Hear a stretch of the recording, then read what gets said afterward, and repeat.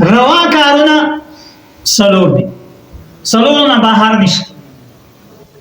فرض دي، واجب دي، سنت دي، مستحب دي.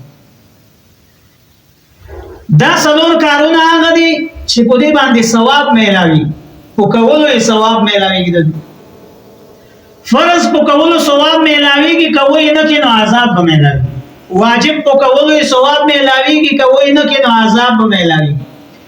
سنت کا مؤکده دي نو د هغې په کولو ثواب دی، کو دې نه کړو نو ملامتیا ده ډېره سخت او د سزا پکې یره ده.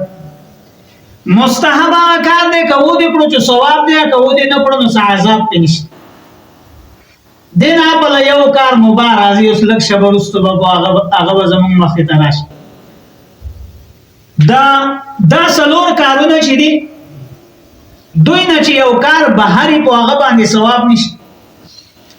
که هغه ښه کار و نو مباح دی، او که ناروا نو سبب د عذاب.